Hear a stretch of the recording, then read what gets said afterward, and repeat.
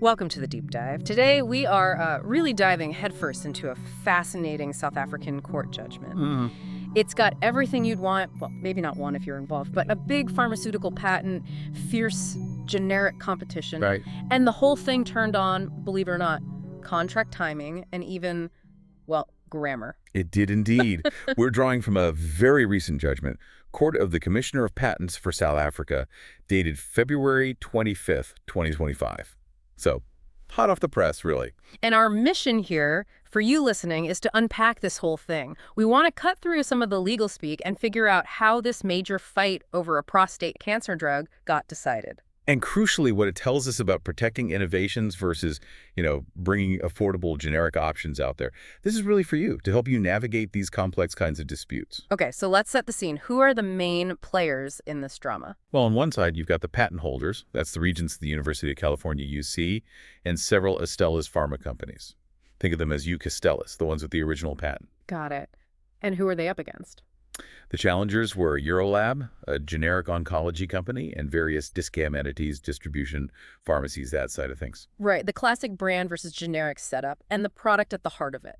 The patent itself, SA patent up 2007-1-0870, covers a class of compounds called diaryllidantoin compounds.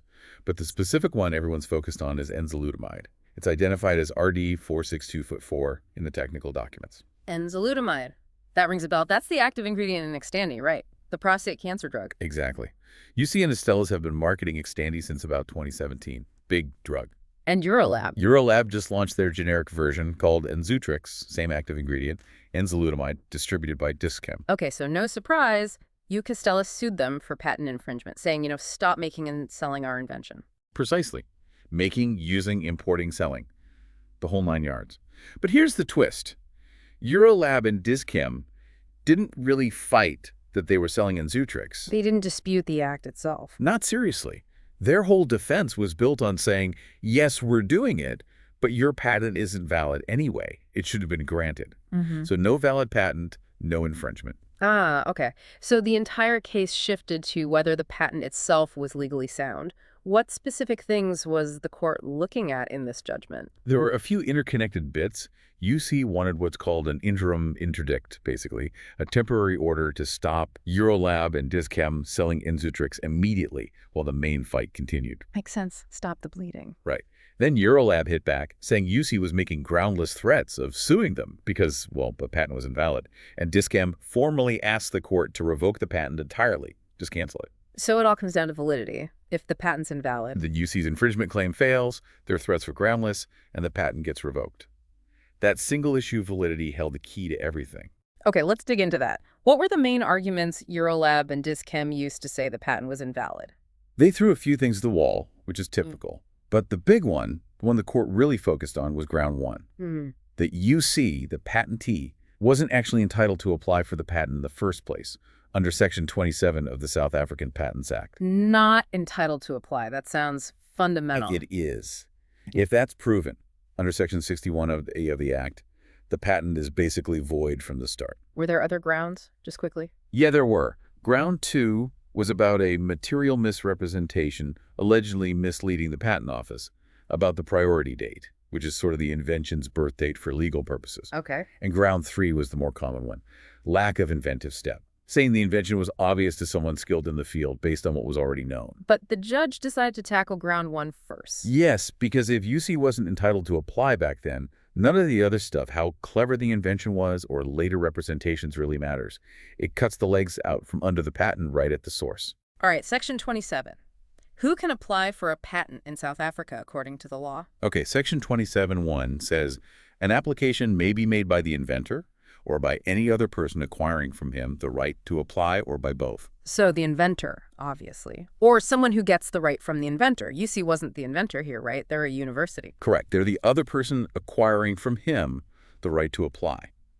And when they filed the South African part of the patent application back in 2008, based on an earlier international filing, their representatives signed a form, a P.3 declaration. And what did it declare? It declared that UC has acquired the right to apply by virtue of an assignment from the inventors. Standard procedure. But Eurolab and Dis-Chem said, hold on a minute. Exactly. They said, we challenge that statement. We don't think UC had acquired the right to apply from all the inventors at the time the patent was effectively filed. And when was that time? That crucial date, because this came from an international PCT application, was deemed to be March 29, 2006. That was the effective filing date. So UC needed the rights from all inventors before March 29, 2006. How many inventors were we talking about? There were 8 co-inventors listed, so UC needed clear rights from all 8 before that date. But the judgment really drills down on 3 specific inventors, Sawyers, Tran, and Wangzipat, because that's where the paper trails BIS. Well, it gets messy. Okay, messy paper trails and patents. Sounds about right.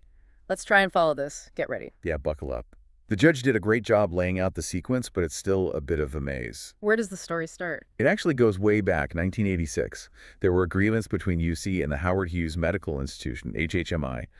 The idea was that HHMI people working on collaborations should assign their inventions directly to UC. Okay, sounds straightforward. Assign to UC. That was the intention.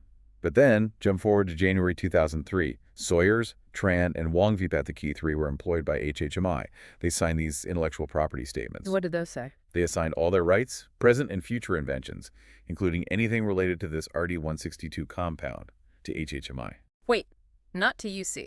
They assigned them to HMI, even though the 1986 agreement said otherwise. Exactly. That's the first major snag. As of 2003, according to those documents, HHMI owned the rights from those 3 inventors for this potential invention.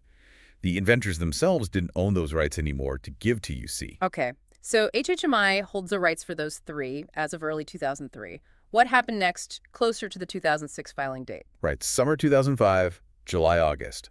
Sawyers and some others signed something called the P1 assignment. This document seemed to assign rights related to an earlier invention from a provisional application called P1 to UC. Hold on. How could Sawyers assign rights to UC in 2005 if he'd already assigned all his future rights to HHMI back in 2003? He didn't own them. That's precisely the problem the judge flagged. It gets worse. Just 6 days after that assignment to UC, Sawyers signs another document, the Sawyers assignment.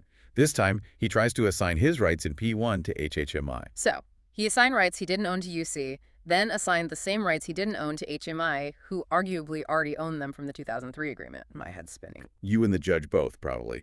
It's incredibly confusing. Then, about 2 weeks later, still August 2005, comes the Sawyers agency appointment. HHMI formally appoints Sawyers as its agent. Ah, okay, maybe this fixes it. HHMI gives him power to assign on their behalf. Well, that's what you'd think. But the judge looked closely. This agency appointment was very specific. It only gave Sawyers authority to assign HHMI's rights in the invention described in that earlier P1 application to UC. It was limited to P1. Okay, so the crucial question is, was the invention in P1 the same as the actual drug, RD-162, in the later patent application filed in 2006? And the judge found, no, they were different. The RD-162 compound in the PCT application and the final patent was distinct enough from what was described in P1. Ah. So the judge concluded Sawyers' limited agency power from August 2005, tied only to P1, did not give him the authority to assign HHMI's rights in the separate RD-162 invention to UC. So as of late 2005, HHMI still holds the rights to RD-162 from Sawyers, Tran, and Wangzipat, and there's no valid transfer to UC yet. That's how the judge read the documents up to that point. Now let's look at what happened after the critical filing date of March 29, 2006. Right. Anything after that date is potentially too late to fix the entitlement issue at the time of filing. Exactly. So May-June 2006, after the date, a principal assignment is signed by all 8 inventors. It mentions the PCT application, the one filed in March, and purports to assign the inventors' rights in it to UC. Okay, what's wrong with that one? Seems comprehensive. 2 massive problems. First, signed after March 29, 2006. Too late for the entitlement and filing. Second, for Sawyers, Tran, and Wangzipat. It's the same old issue. They already assigned their rights to HMI in 2003. They couldn't validly assign them again to UC in 2006. Right. You can't give away what you don't have. It's like a broken record of invalid assignments. Pretty much. And it continues. October 2008, now we're well past the filing date, and the South African entry date, Tran and Wangzipat signed more documents assigning their rights to HHMI. Again, HMI likely already had them from 2003, but it shows the rights weren't clearly with UC. And the grand finale of this paper chase. November 2009. Years later, an agent assignment agreement. Sawyers signs it, supposedly acting as HHMI's agent, trying to assign HHMI's rights, which HHMI got from the inventors, in the PCT application to UC. Let me ask the problems. You got it. Way too late 2009 is years after the 2006 filing. And crucially, the judge had already decided Sawyer's agency power from 2005 was limited to P1, not RD-162 of the PCT application. So he didn't have HHMI's authority to assign RD-162 in 2009 either. So after wading through all that, what was the judge's final take on the assignments? The judge basically said, looking at all this evidence, UC has not shown that it properly acquired the rights to the RD-162 invention from HHMI, who legally held the rights from those 3 key inventors since 2003 before the PCT application was filed on March 29, 2006. There's just no clear, valid assignment from HHMI to UC covering RD-162 that happened before that critical date. Wow, so the documentation just wasn't there to support their claim of ownership at the crucial moment. That was the court's finding based on the pile of documents. Okay, but UC didn't just rely on the documents, did they? They had this grammar argument, Section 27. Right. This is where it gets really interesting, down to the nitty-gritty of legal language. UC pointed out that Section 27 says, any other person acquiring from him the right to apply. They focused on acquiring present tense. Looks like an ongoing action. Unlike the older law, which said acquired, Yeah. past tense. Exactly. So UC argued, look, it says acquiring, not acquired. This means the process can still be underway. We just needed an agreement, an obligation to assign. The right didn't have to be fully 100% transferred before we filed. It's sort of like we were in the process of acquiring it, and that's good enough under the current law. That was their argument, a clever one, based on the change in wording from the old act. So how did the judge respond to this linguistic deep dive? The judge went full grammar nerd in the best way. They pointed out that while acquiring looks like a present progressive verb, it's used here without a helping verb like is or are. It doesn't say a person is acquiring the right. Okay, so what does that mean grammatically? It means acquiring isn't acting as a verb showing something happening right now. Instead, the judge said, it's a present participle acting like an adjective. It's describing the type of person, like saying a sleeping baby. Sleeping describes the baby. Ah, so a person acquiring the right just describes the category of person who is allowed to apply, specifically, one who has acquired it. Precisely. The judge interpreted it as meaning the person applying must fit the description of having acquired the right. The structure of the sentence and application may be made by a person acquiring the right implies that the condition, having acquired the right, must be met before the application can properly be made. That's a subtle but crucial distinction. Did the judge back this up with anything more than just grammar rules, policy reasons? Oh, yes. A very strong policy argument. The judge said, think about it. If acquiring meant you could file while still sorting out the rights, or based just on a promise, Section 27 would be toothless. How so? Well, anyone could file a patent, claim they were in the process of acquiring rights, and potentially get a 20-year monopoly started, even if they never actually finalized the rights transfer. It could block the real inventor, confuse the public, lead to unfair high prices, all while the ownership is up in the air. The judge called this prospect an absurd result. Yeah, that sounds chaotic. You need certainty about who owns the patent from day one. Right. And the judge found more support. Patent Regulation 22.1, which deals with the documents you need to file, talks about proving your right where the applicant has acquired a right. It uses the past tense. Has acquired. So the regulations seem to assume the acquisition is already done. Seems that way. Plus, the judge noted that leading South African patent law textbooks consistently state that any assignment needed to prove entitlement must be dated on or before the application filing date. So the consensus seems to be, get your ducks in a row before you file. That's the clear message. The judge's final word on Section 27 was that any other person acquiring from him the right to apply means the person applying must have already completed the acquisition of the right prior to filing the patent application. It's a prerequisite. Must be done. Okay, so bringing it all together, based on that interpretation of the law and the messiness of those assignment documents, what was the final ruling? The court found UC had failed to prove they met that prerequisite.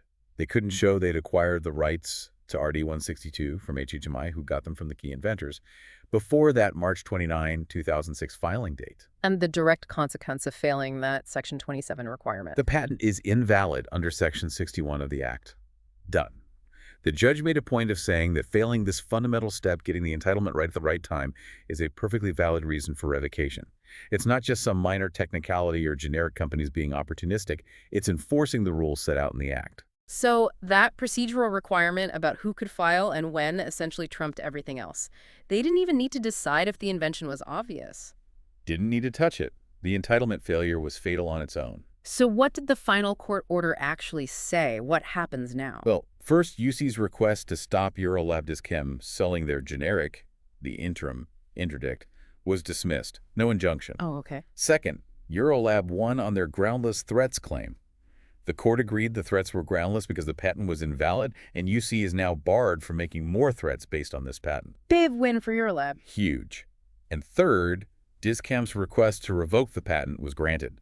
So SA patent num 2007-187E is officially revoked in South Africa. Gone. Wow. And costs. You Astellas have to pay the legal costs of Eurolab and Dis-Chem, though not their expert witness fees. So just to summarize the bottom line. A major patent for a really important cancer drug gets wiped out in South Africa. Not because the science wasn't clever, but because the paperwork showing ownership wasn't properly sorted out before the initial filing date. That's the essence of it. A fundamental requirement, missed or improperly documented, brought the whole thing down. Okay, let's step back. Why should you, listening to this, care about this seemingly complex legal battle in South Africa? What are the takeaways? Well, I think it's a huge lesson in the importance of dotting your I's and crossing your T's, especially in IP. The timing and documentation of who owns what, when rights are transferred, it's absolutely critical. Seemingly small details can have massive consequences. Yeah, it shows that the very foundation of a patent, just having the basic legal right to be the one applying, is non-negotiable. If that foundation is shaky, the whole structure can collapse no matter how innovative the invention itself is. And it really shines a light on how these patent challenges work. Generic companies will scrutinize everything. They're looking for any weakness. And sometimes, like here, it's not about arguing the science. It's about finding a flaw in the legal process of obtaining the patent itself. And the real-world impact is significant, right? This isn't just lawyers arguing. Absolutely not. This ruling directly impacts patients in South Africa. It removes the patent barrier for generic enzalutamide, which should, in theory, lead to lower prices and wider access to this important cancer treatment. It connects very technical legal points to real human consequences.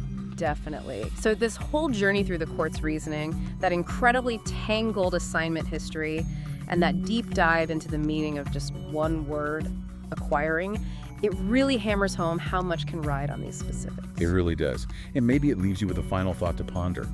How many other crucial outcomes in law, business, maybe even science or history, ultimately boil down to someone paying meticulous attention to the details, to the precise procedures, or even just the exact meaning of a few keywords in a document or a rule? Something to think about for sure. That brings us to the end of this deep dive. Thanks for joining us.